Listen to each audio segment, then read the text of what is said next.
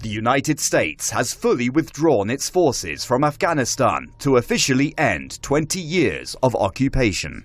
The invasion will be remembered for its colossal failures, unfulfilled promises, and a frantic final exit that cost the lives of scores of Afghan civilians and 13 US military personnel. The final US evacuation flight left Kabul airport late on Monday. US military officials say hundreds of Americans who have been left on Afghan soil will be transported out of the country in the coming days. A Taliban spokesman says the defeat of the United States in Afghanistan was a lesson for the invaders. The withdrawal of foreign forces is a big achievement for the Afghans and their independence. It is the day of good lesson for the aggressors that they shouldn't have invaded Afghanistan. More than 122,000 people have reportedly been evacuated from Kabul since August the 14th, the day before the Taliban took control of the country. US President Joe Biden has come under immense criticism of his handling of the withdrawal. Nearly 90 retired US generals and admirals have called for Pentagon Chief Lloyd Austin and Joint Chiefs Chairman General Mark Milley to resign for their roles surrounding the chaotic pullout. The retired flag officers proposed what they felt should have happened in the withdrawal, including not rushing the pullout and not abandoning the Bagram air base and American weapons and military equipment in the hands of the Taliban. The war in Afghanistan is now over.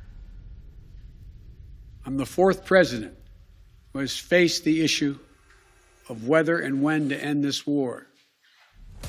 When I was running for president, I made a commitment to the American people that I would end this war. Today, I've honored that commitment. It was time to be honest with the American people again. Well, I don't believe the U.S. government has learned a lesson. The U.S. media certainly hasn't learned a lesson. Statements we've seen from Biden, for instance, have been that we've accomplished our goals in Afghanistan, which I think is furthest from the truth.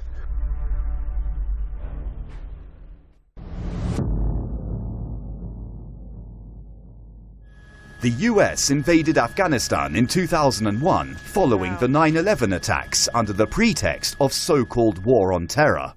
According to estimates, America's longest war took the lives of nearly 2,500 US troops and an estimated 240,000 Afghans, and cost around $2 trillion.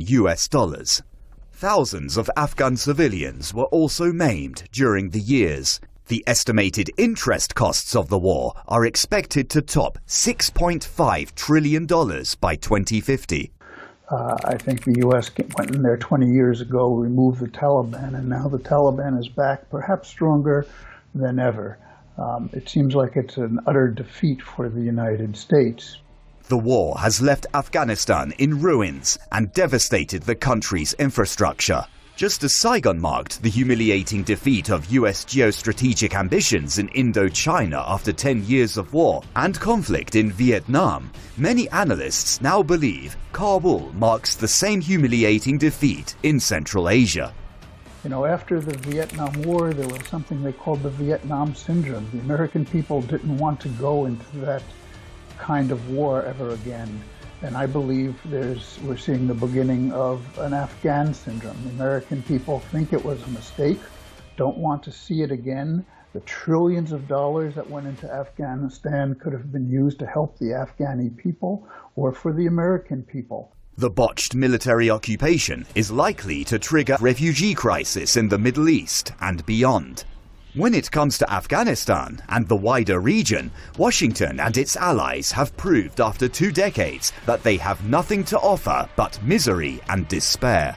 US officials believed that a US-trained, funded and equipped Afghan army could hold the line against the poorly trained, funded and equipped Taliban insurgency. But after a 20-year presence in Afghanistan, they still had little or no understanding of Afghan society and the power of Taliban militants.